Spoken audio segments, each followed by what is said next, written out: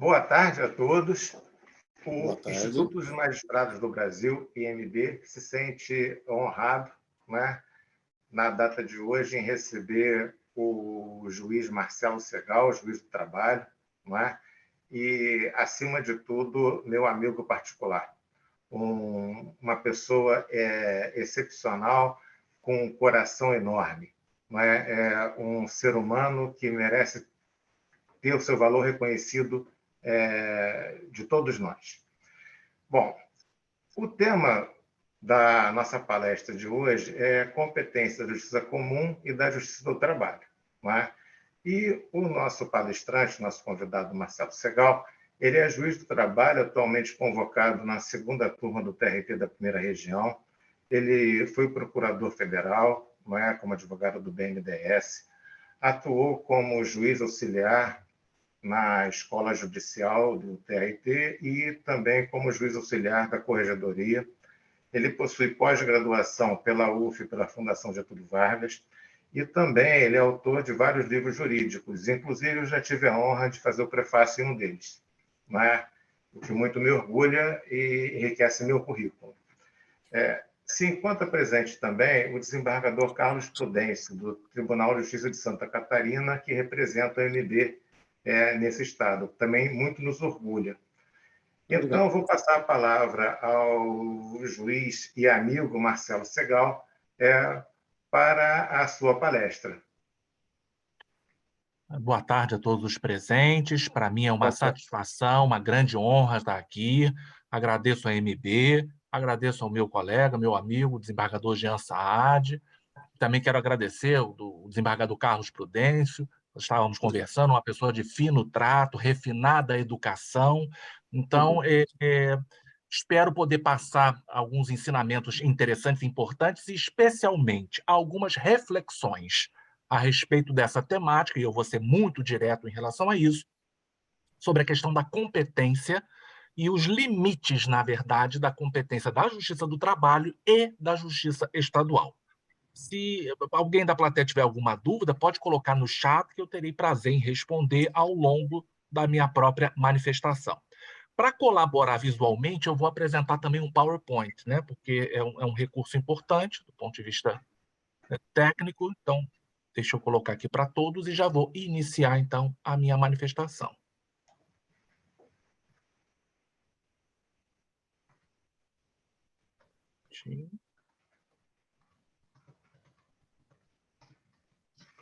Bem, acredito que todos já estejam vendo aqui, é o primeiro PowerPoint, que trata esse início aqui da competência.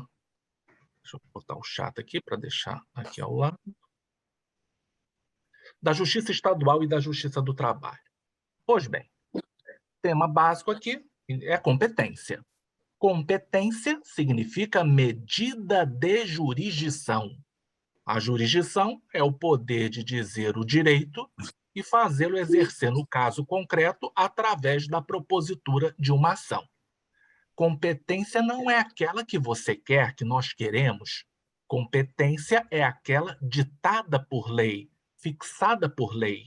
Essa é a competência, portanto, alguma coisa em princípio inflexível, ainda que compita ao Poder Judiciário fazer a interpretação dessas normas jurídicas e, portanto, a própria interpretação, por vezes, da jurisdição. Nós vamos ter algumas zonas cinzentas, podemos dizer assim, em que há uma certa dúvida sobre a competência, se seria da Justiça Estadual, da Justiça do Trabalho. Bom, eu quero dar uma outra visão. Primeiro, a questão da competência da Justiça do Trabalho, da Justiça Estadual, acho que todos já sabem. Da Justiça do Trabalho está no artigo 114, que está na tela, da Constituição Federal, vinda com a emenda constitucional número 45. E reparem, senhores, não há necessidade de ficar lendo, todos já conhecem, dos itens 1 a 9, mas especialmente o item 1. Por que eu faço menção a ele? Porque com a reforma houve, podemos dizer, a meu ver, e para sentir de muitos doutrinadores, uma ampliação da competência da Justiça do Trabalho, que antes julgava apenas relação de emprego. E agora podem ver no inciso primeiro, que eu fiz questão até de sublinhar, julga relação de trabalho. Todos compreendem? Relação de trabalho é mais amplo, tem um espectro maior do que apenas relação de emprego. Nem todo trabalhador é empregado nos moldes, na dicção da CLT. Então, quando eu falo de um empregado, o empregado não deixa de ser um trabalhador, mas nós temos trabalhadores que não são empregados.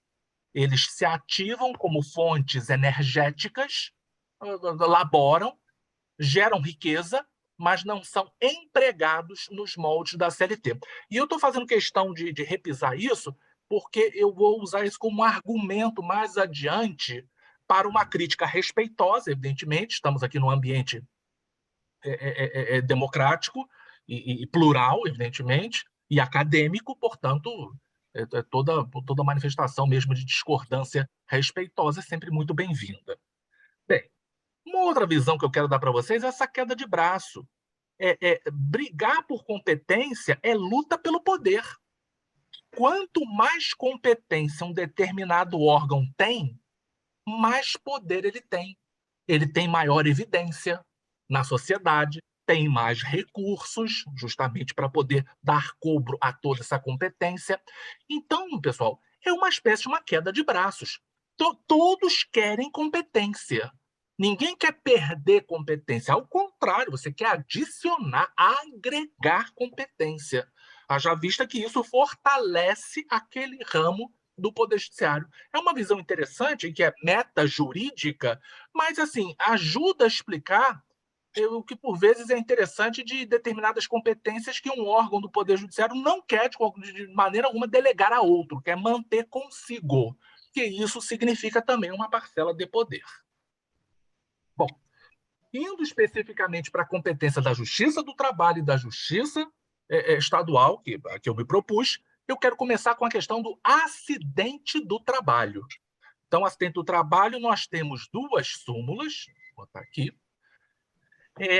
Num acidente do trabalho, podem ocorrer algumas ações. O empregador, a vítima, o empregado lesado, pode querer ajuizar uma ação contra o empregador ou o ex-empregador, postulando indenização por dano material, dano moral e, eventualmente, dano estético. Então, essa é uma ação possível. E há uma outra ação contra o INSS. Nessa ação se busca o reconhecimento daquele evento como sinistro laboral, caso a autarquia previdenciária, o INSS, não tenha reconhecido tal como acidente do trabalho. Então, de acordo com a súmula vinculante 22, e que vincula a todos, claro, concordando ou não, você vai seguir, se a ação alveja o empregador ou ex-empregador, essa ação tramitará na Justiça do Trabalho. Ela é competente para todos esses danos, inclusive o dano moral. Não importa que, para o dano moral, antigamente nós tivéssemos que usar o Código Civil.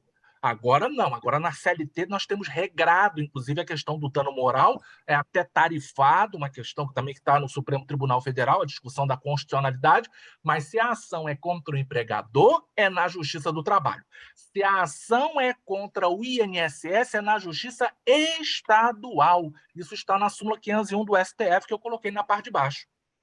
Muita gente coloca, mas Marcelo, Justiça Estadual é exatamente Justiça Estadual. A Justiça Estadual detém só essa competência. Todas as ações envolvendo benefícios previdenciários de maneira geral tramitam na Justiça Federal. Mas quando há o pedido de reconhecimento de acidente do trabalho, e somente ele, a competência é da Justiça Estadual. É uma curiosidade, inclusive, tá? E que eu quis trazer para vocês. Greve. Greve é a paralisação coletiva dos trabalhadores buscando melhores condições de trabalho. Então, esse movimento grevista, movimento paredista, busca melhores condições, um salário melhor, vantagens. Isso quando a negociação entre as partes, que é feita entre os sindicatos, porque os sindicatos representam as categorias, tanto a do empregador, que a gente chama categoria econômica, quanto a do empregado, que nós chamamos de categoria profissional. Esses sindicatos devem sentar e dialogar em mesa de negociação para formular as cláusulas para os integrantes daquela categoria. Quando não se chega a bom termo, então é possível até, e está na lei como garantia, a greve, que é a paralisação coletiva. Claro que não é possível prática de atos de violência, isso evidentemente que não, mas a greve em si, a greve pacífica, ela é admitida. E sobre greve, nós temos algumas súmulas e que vão tratar da questão da justiça estadual, da justiça do trabalho. Primeiro, mostrar que a justiça do trabalho é competente para julgamento de ações possessórias. Aí sim, essas ações possessórias, não há dúvida alguma, são todas pelo Código Civil. Então, a ação de manutenção de posse, a ação de reintegração de posse, o interdito proibitório, tipicamente ações possessórias, se elas envolvem o exercício do direito de greve na iniciativa privada, portanto, são empregados regidos pela CLT, a competência da Justiça do Trabalho está na súmula vinculante 23. E, de fato, especialmente, assim, uma que eu me lembro bastante, que eu já peguei vários, greve de bancários. Então, nessa época, quando tem setembro, que é o dissídio a data base da categoria dos bancários é setembro. Então, um pouquinho antes disso, já começa o movimento, sabe como é que é? Então, muitos bancos vão à Justiça do Trabalho com ações possessórias. Né? Não estou entrando no mérito se é devido ou não é devido, é só para mostrar a questão de competência. E a competência é também, até por arrastamento, não poderia deixar de ser, para declarar a abusividade ou não de uma greve. A competência é da Justiça do Trabalho se envolver empregados regidos pela CLT. Está na súmula 189 do TST, que está na tela. E, finalmente, caso a greve envolva servidores públicos, aí eu estou falando da administração pública direta, autárquica e fundacional, e também, eventualmente, até em situações em que não há regime jurídico único, então, na verdade, são todos regidos pela CLT, nesse caso, a competência é da Justiça Comum, que pode ser, inclusive, a Justiça Estadual. Está é o tema 544 do STF já julgado. Então, essa competência de greve pode ser tanto da Justiça do Trabalho quanto da Justiça Estadual, a depender da categoria que a deflagra. Ok? Vamos em frente. Normas regulamentadoras. Aí eu quero tratar de medicina e segurança do trabalho. Nós temos uma pleiade das chamadas NRs, normas regulamentadoras. Atualmente, se não me engano, são 37 NRs. São todas normas que os empregadores devem observar para preservar a saúde dos seus trabalhadores. Tem NR17 de ergonomia, tem de insalubridade, tem de periculosidade, tem norma regulamentadora para quase tudo, para falar a verdade. E pode acontecer, como de fato acontece, que essas normas sejam desrespeitadas pelo empregador. Então, nesse caso, de acordo com a súmula 736 do STF, que está na tela, a competência para o julgamento dessas causas, cuja causa de pedir seja o descumprimento dessas normas de segurança, higiene, saúde dos trabalhadores, é da Justiça do Trabalho. Há uma preocupação muito grande, sabe, pessoal? Porque a quantidade de acidentes do trabalho é muito grande no Brasil, muito grande. E aí eu estou falando de acidente do trabalho típico ou por equiparação, que são as chamadas doenças ocupacionais. As doenças ocupacionais, elas vão, assim, ao longo do tempo, erodindo a saúde do trabalhador até que eclodem numa patologia. Então, essa patologia foi gerada pelas más condições ambientais, todos compreendendo? Então, não é um bloco que cai na cabeça da pessoa, mas, por exemplo, a questão ergonômica, a NR17, que não é observada a cadeira, não é ergonômica, o teclado não é ergonômico, não tem descanso de pés, não tem apoio adequado para o punho. Isso, ao longo do tempo, vai gerar depois um maler, né? Tendinite, tenossinovite, síndrome do carpo, outras doenças relacionadas a isso. E a competência, nesse caso, é da Justiça do Trabalho, inclusive nas ações coletivas. Okay? Então, essa parte é uma parte muito importante e vem sendo muito valorizada ultimamente, tá? Mercê da quantidade enorme de pessoas afastadas pelo INSS em razão de doenças ocupacionais. Bom, aqui é tratar do regime estatutário e do regime seletista, para falar também de competência. Toda a temática está envolvendo questão de competência. Então, disso aqui, eu quero trazer duas súmulas, na verdade. A questão de mudança de regime jurídico. Isso pode acontecer no Rio de Janeiro, por exemplo, aconteceu com a Guarda Municipal. Para quem não sabe, a Guarda Municipal era toda seletista. Eram regidos pela CLT com carteira assinada. Um candidato a prefeito prometeu que, se eleito fosse, transformaria a Guarda Municipal em estatutários, seriam servidores estatutários. Ele venceu a eleição e cumpriu a sua promessa. Ao longo do tempo, foi fazendo a modificação, a mudança de regime jurídico. Então, essa pessoa que era seletista passou a ser estatutária. Então, por que eu estou trazendo isso? A súmula 97 diz que, se ele faz algum pedido relativamente a uma suposta lesão anterior à mudança de regime jurídico, ou seja, na época em que ele era seletista, a Justiça do Trabalho é que tem competência. Né? Então, vai ser importante ver no tempo qual era o regime que regulava a sua relação com o poder público. Então, pode acontecer, e nós, na época, lá pegamos na Justiça do Trabalho muitas ações dessas, que eles buscavam justamente supostas lesões, agressões a seus direitos, em período no qual eles eram seletistas. Não, hoje eram estatutários, mas reclamavam da época em que eram seletistas. E nessa época, então, nós tínhamos competência limitada à data na qual houve a mudança de regime jurídico. Entendeu? É o que determina, inclusive, a súmula 382 do TST. Ela compara essa mudança de regime jurídico a extinção do contrato de trabalho. O contrato de trabalho foi extinto, não porque foi dispensado, não porque houve justa causa, não porque ele pediu demissão, mas pela mudança do regime jurídico, que é visto como extinção, modo de extinção do contrato de trabalho. Ok, até aí, pessoal? No chat aí, alguém coloca, se tiver condição. Se estão me vendo bem, não sei se eu estou falando muito rápido ou muito devagar, espero que vocês estejam compreendendo bem, e essa questão visual também, para poder facilitar. Então, vamos em frente. Desembargador Carlos Prudêncio, ok? Até aí, por favor. O senhor, muito bem mesmo. Ok. Desembargador, muito bem mesmo, muito bem. Obrigado, desembargador. Bem entendido e bem compreendido. Obrigado. Aqui uma súmula do STJ, e olha, isso já foi objeto de muitos problemas. Isso que eu estou trazendo, que hoje está pacificado, mas foi uma luta, uma briga danada, cobrança de honorários profissionais, inclusive do advogado. Por que isso? Porque há uma relação de trabalho. E eu não falei que o artigo 114, inciso 1º, ampliou a competência da Justiça do Trabalho para a relação de trabalho? E a Justiça Estadual falava assim, não, mas é uma relação de consumo.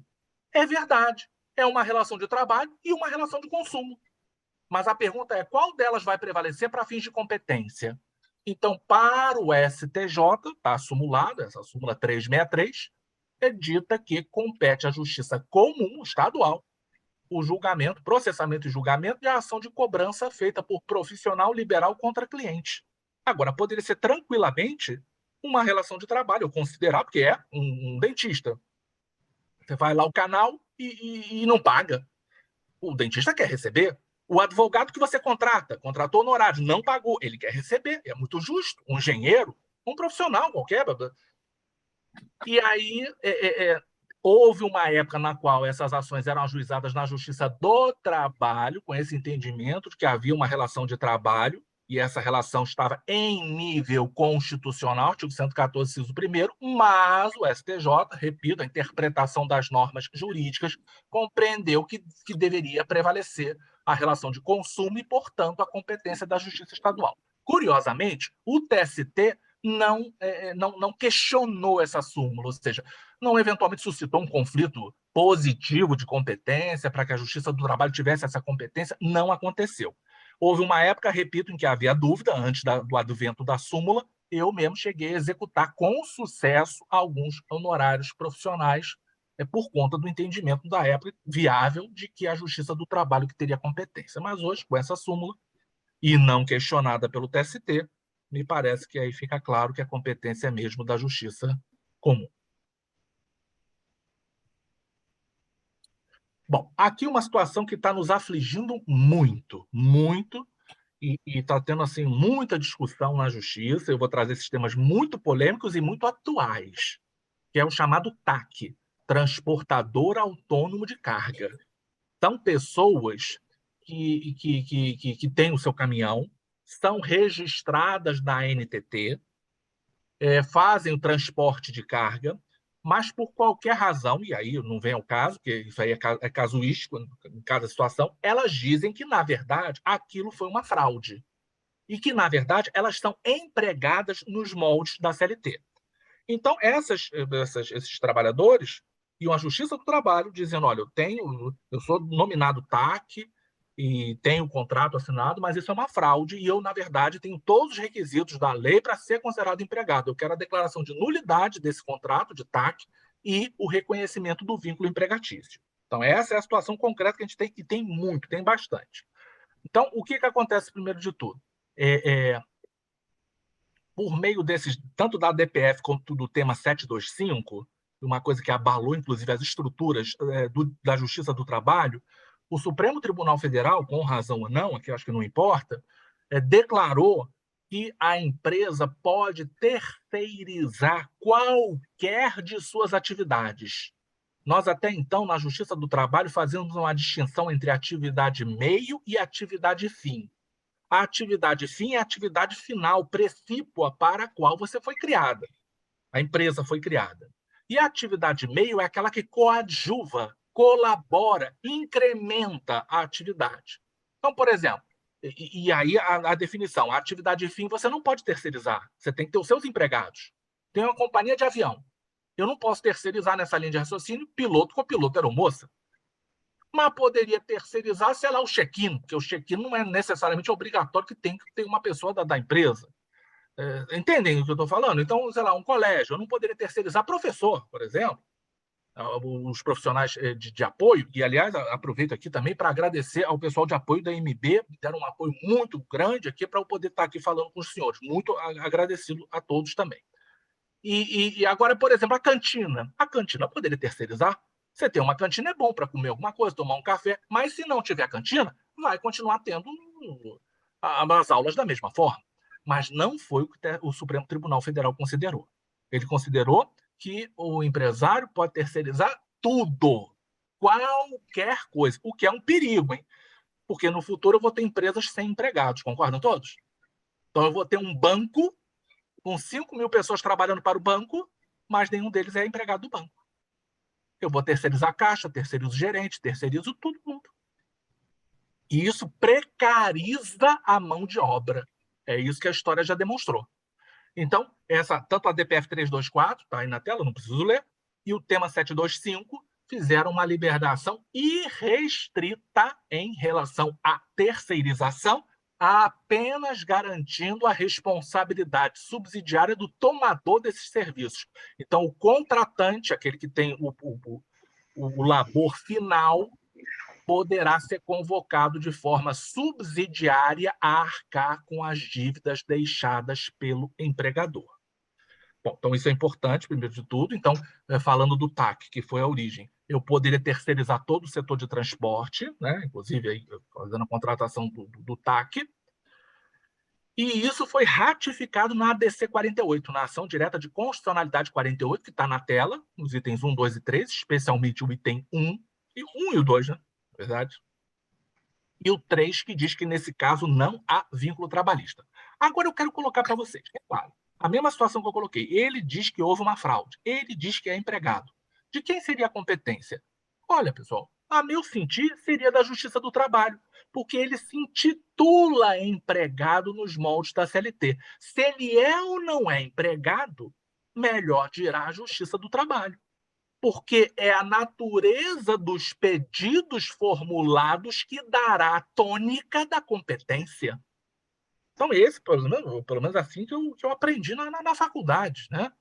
Então, mas não foi isso que o Supremo Tribunal Federal decidiu e vem decidindo. Eu dou um exemplo, mas já tem outras reclamações constitucionais. Esse aqui é um exemplo, lógico que é muito grande, eu peguei só o extrato, na qual a ministra Carmen Lúcia determinou que, mesmo havendo alegação de nulidade, de fraude, que, portanto, de vínculo empregatício, compete à Justiça Estadual essa apreciação.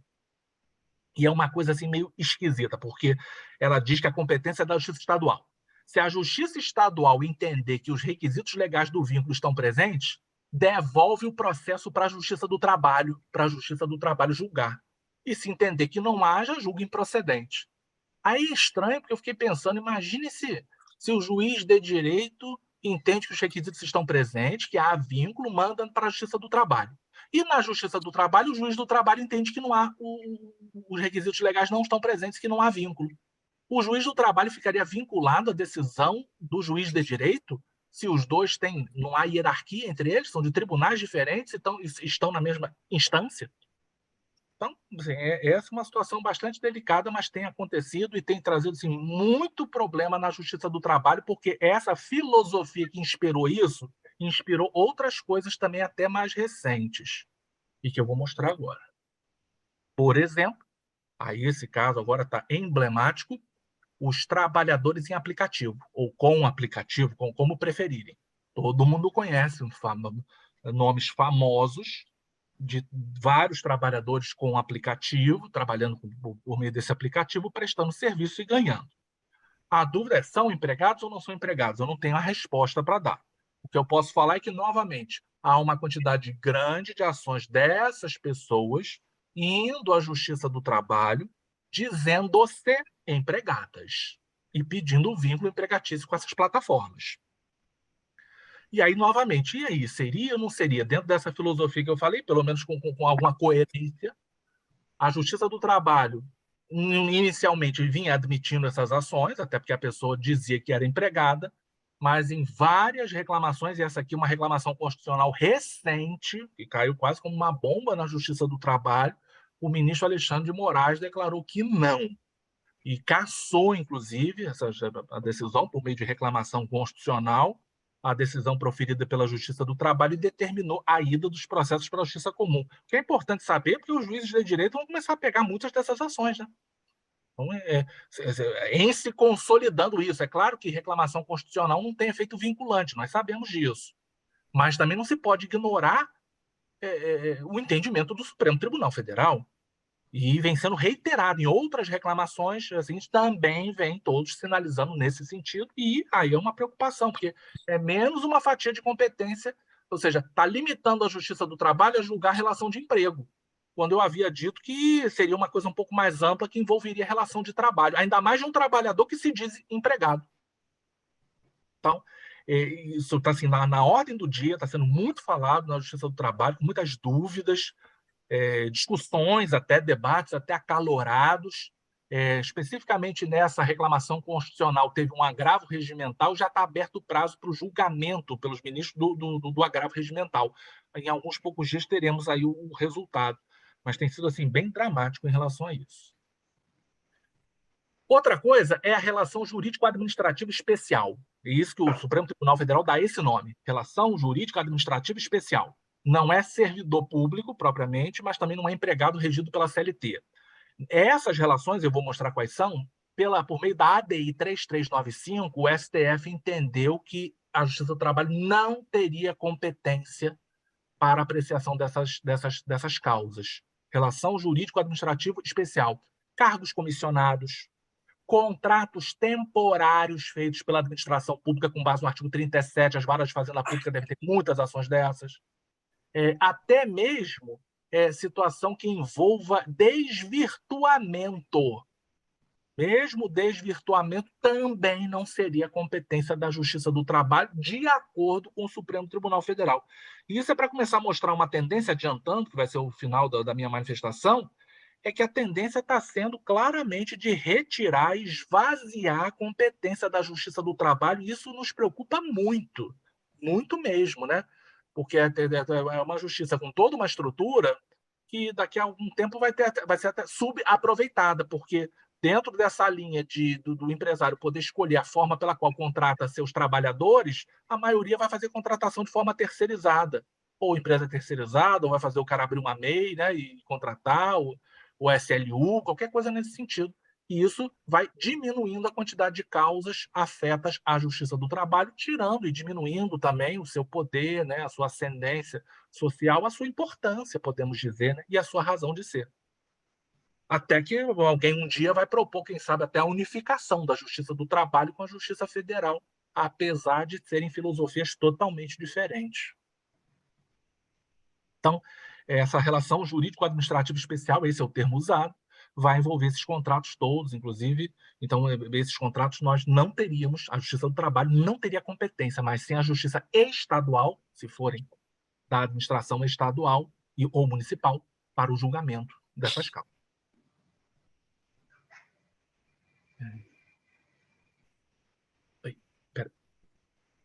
Então, esse aqui eu trouxe até uma reclamação constitucional também, sobre a questão do desvirtuamento, de designação temporária, porque todo mundo já sabe, né? A contratação temporária é uma coisa episódica, passageira, e se há necessidade tem que fazer logo concurso público. Tem gente que fica no serviço público anos e anos, longevos anos, com contrato temporário.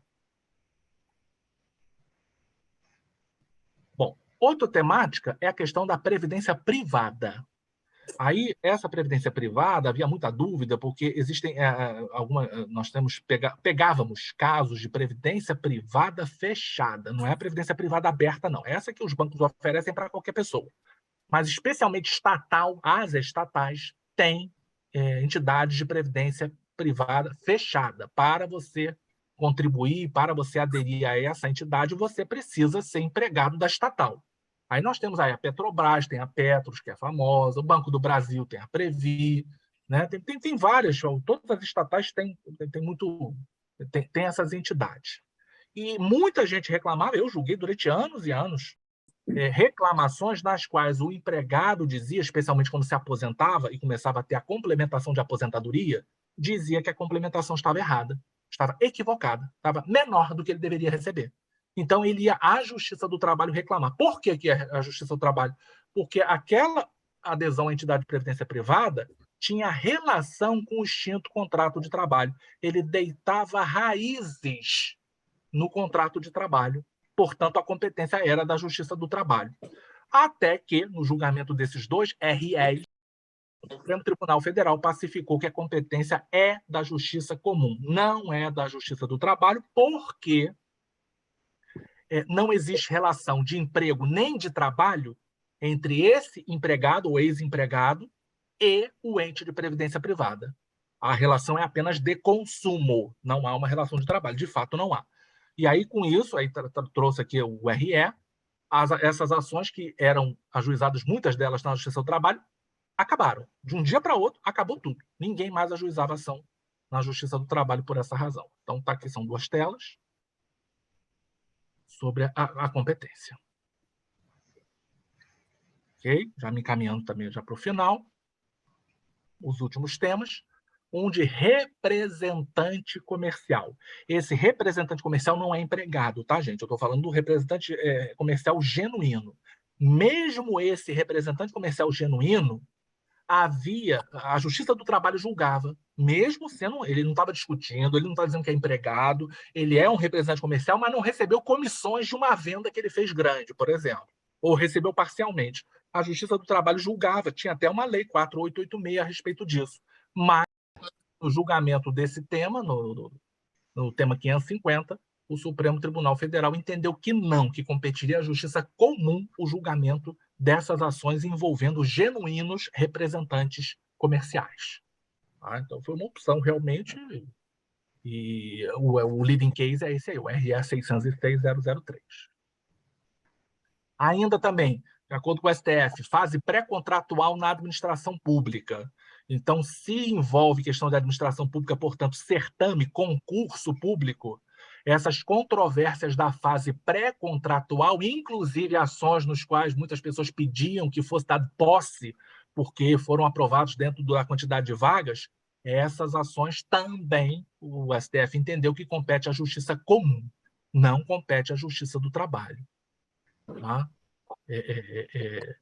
Mesmo que nas hipóteses de adoção de regime seletista. Então, empresa pública e sociedade de economia mista que fazem concursos públicos, por exemplo.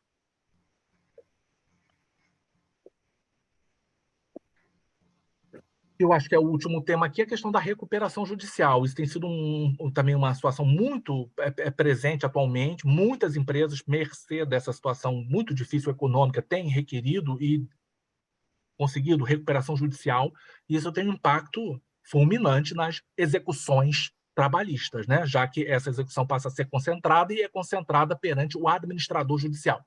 Então, a Justiça do Trabalho declara o crédito, calcula, inclusive, ou calcula, mas o pagamento é feito de forma coletiva e administrado, né, pela Justiça Estadual e pelo próprio administrador judicial.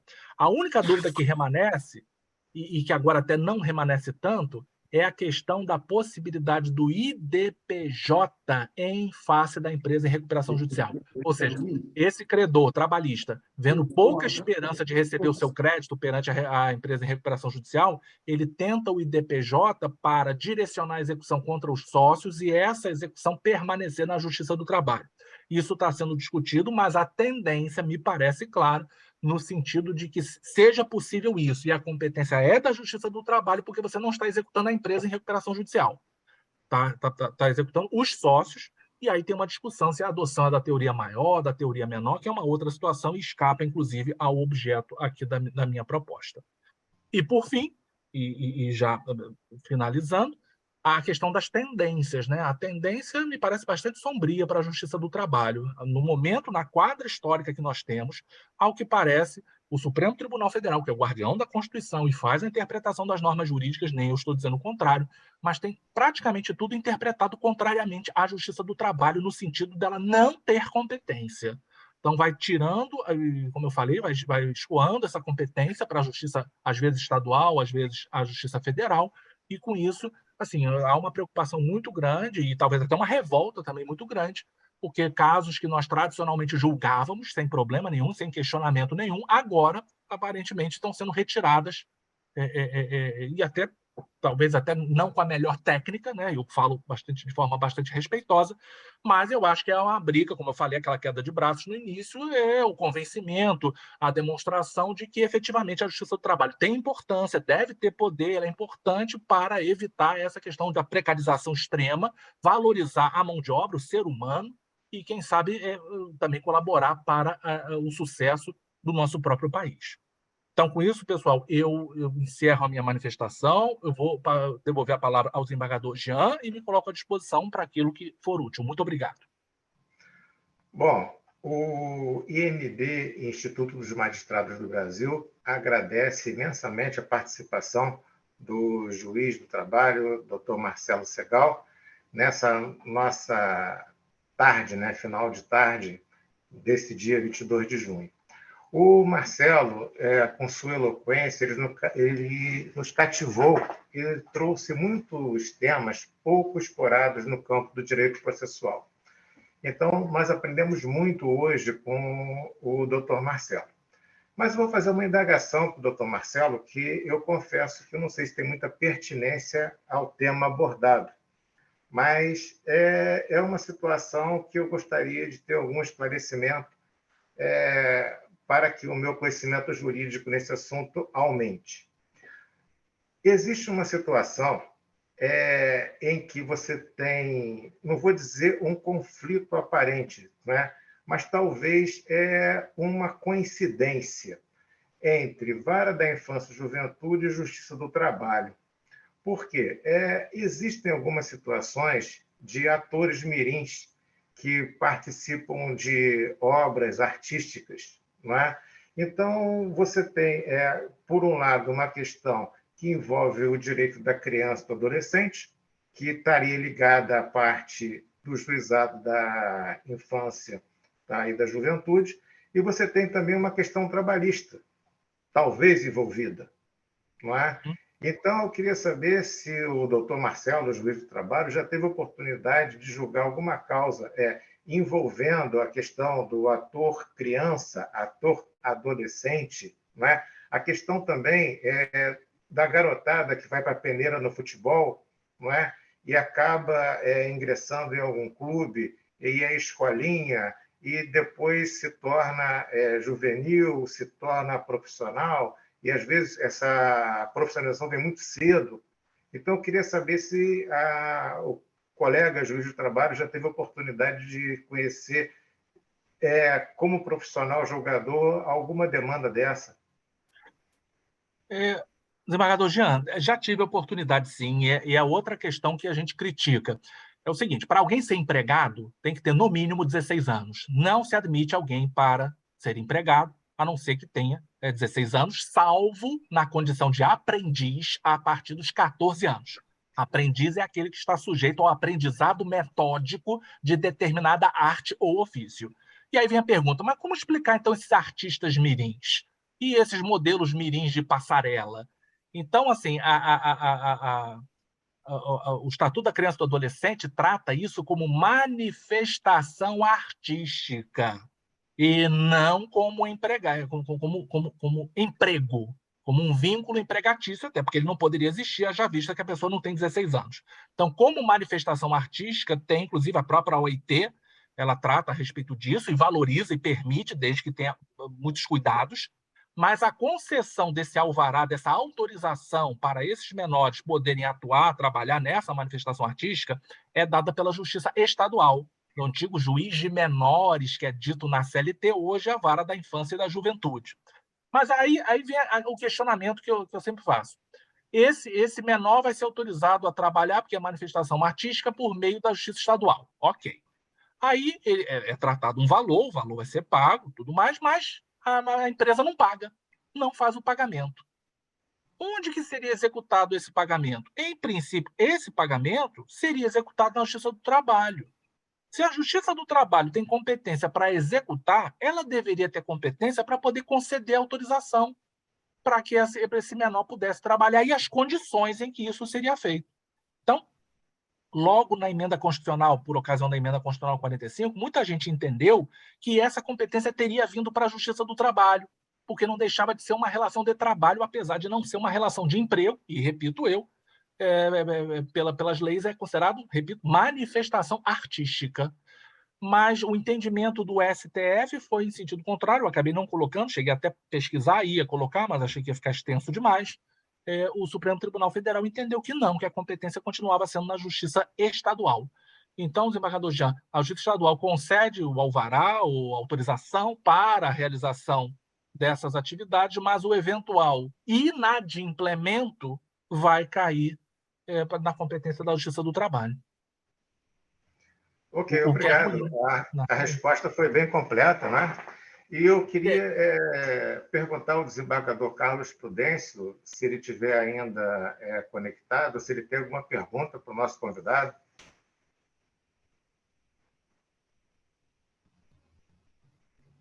Doutor Marcelo, acredito que ele já não está mais conectado. E aproveitando, desembargador Jean, só para complementar, existe uma teoria chamada unidade de convicção, é uma teoria. Essa teoria da unidade de convicção é como se fosse uma teoria por arrastamento. Então, uma coisa que eu falo muito, o direito do trabalho ele está muito imbricado, tem uma relação profunda com o direito previdenciário, porque é muito comum que esses trabalhadores sejam encaminhados por motivos variados à Previdência Social.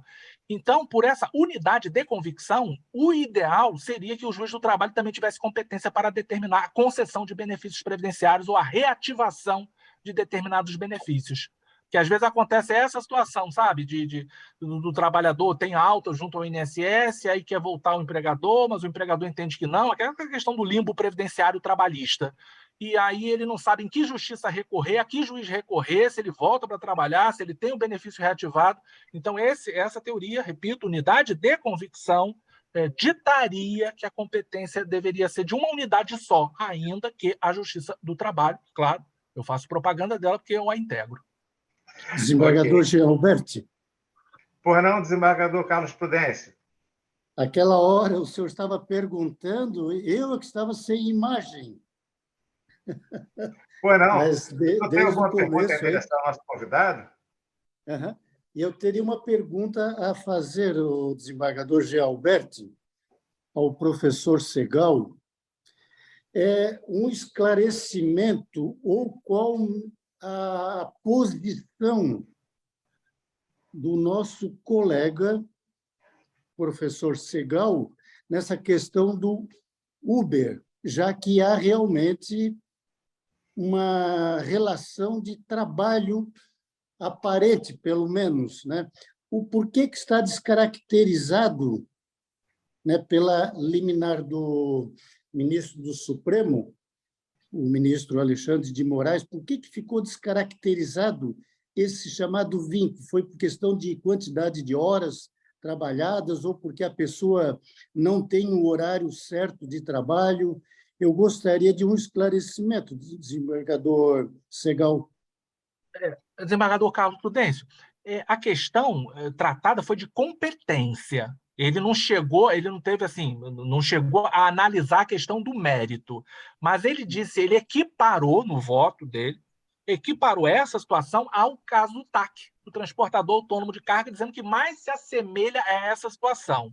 Então, em se assemelhando, de acordo com a ADC 48, apesar dela não tratar de competência, ela trata de direito material, que é outra coisa, mas que a competência, inclusive para declarar ou não o vínculo, seria da Justiça Estadual. Ou seja, ele não adentrou no mérito, até porque os requisitos legais, na verdade, desembargador, o senhor já matou a charada, na verdade. Realmente, para quem entende que não há vínculo, é por faltar esses requisitos de subordinação, ou seja, ele não cumpre ordens, ele tem uma liberdade que a maioria dos trabalhadores não tem, e não teria, talvez, pessoalidade, porque ele pode colocar uma outra pessoa, desde que cadastrada, para dirigir o veículo, não necessariamente a pessoa dele. Ele tem essa possibilidade.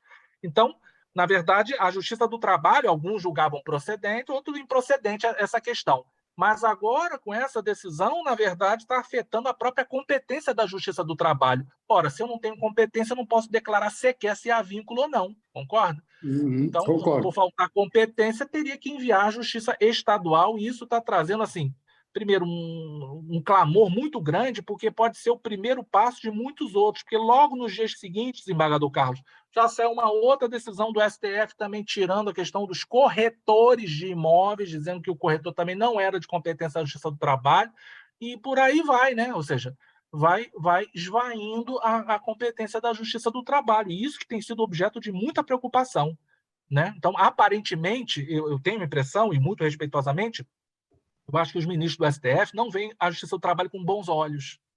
É como se fossem juízes assim que não seguem as determinações e as orientações das súmulas, ainda que persuasivas. Então, são rebeldes, podemos dizer assim. E essa conformação está se dando por uma maneira diferente. Às vezes aparece uma reclamação constitucional que caça uma decisão inteira. Às vezes uma decisão até de tribunal. Ontem foi cassado por reclamação uma decisão do Tribunal Superior do Trabalho, do TST. E dizia respeito à relação, essa de ontem? Sim. Exatamente. É sempre essa temática, porque ela está muito presente na sociedade agora, desembargador Carlos, muito presente. São milhares, talvez milhões de pessoas que agora sobrevivem por esses meios alternativos, podemos dizer. E, desembargador Carlos, se me permite, a minha opinião, eu acho que eles não são nem empregados, nem não empregados. Não é uma questão binária de é empregado ou não é empregado. Eles estão numa terceira classificação, que talvez fosse o caso do legislativo se debruçar sobre isso e legislar a respeito e trazer, na verdade, as regras do que é devido, do que não é devido. Mas realmente parece ser uma terceira coisa que não estava previsto na CLT, que é de 1947 ainda, a sua estrutura básica, e a sociedade avançou muito desde então. E há alguma tendência, aí com a aquiescência aí do desembargador Jean Albert, né? Professor Segal, e há alguma tendência de se mandar isso aí para o Legislativo? Parece que sim, desembargador Carlos. Tem uma comissão formada por juristas notáveis que está se debruçando sobre a matéria e tentando, de alguma forma, trazer uma normatização, porque isso é uma pauta importante para a sociedade, por conta da quantidade muito grande de pessoas que estão sobrevivendo agora por conta disso, em razão da perda dos seus empregos formais, e aí eles partem para essas outras formas legítimas, honestas de trabalho, mas que precisam ser regulamentadas melhor, a meu sentir. Né? Uma terceira via, por assim dizer, e isso acho que viria a calhar assim, para a nossa sociedade. Desembargador Jean Albert, muito obrigado aí pela oportunidade de esclarecimento a mais, né, do professor Segal. Desembargador Carlos Prudêncio, eu que agradeço aí a sua participação nesse nosso evento hoje. Uma pergunta da assistência? O Pedro falando, salvo o melhor juízo, eles estão num limbo. E aí, Pedro, no eu limbo. concordo totalmente contigo, concordo contigo, e eles só vão sair disso e dando, inclusive, alguma uniformidade para dar segurança jurídica para todos, porque não tem sentido, numa situação igual, termos julgamentos diferentes, díspares. Isso traz insegurança social, insegurança jurídica, e eu acho que isso poderia ser debelado com a legislação que seja tratada a respeito, dialogada, obviamente, votada pelos representantes do povo, mas com a prioridade que se faz necessária. Ok. Marcelo, identifica aí no chat mais alguma pergunta? Alguma questão? Não. Só essa Não? mesmo. Não. Então tá certo. Bom, em nome do IMB, Instituto dos Magistrados do Brasil, mais uma vez eu agradeço a participação brilhante do colega Marcelo Segal, que, repito, é meu amigo particular de longa data. Há mais de 30 anos eu tenho a honra de participar do rol de amizades aí, do desembargador Marcelo Segal. Vou chamar de desembargador porque está trabalhando agora como convocado, não é? E dizer, Marcelo, que a sua exposição hoje ela descortinou muitos temas que nós ou desconhecíamos ou não dávamos a devida relevância, não é? Então, sua exposição foi muito rica e só temos a agradecer. Eu vou pegar o desembargador Carlos Prudêncio de surpresa e vou passar para ele as honras do encerramento do nosso evento de hoje. Gel, meu colega desembargador Jean Alberto Saad, para mim é que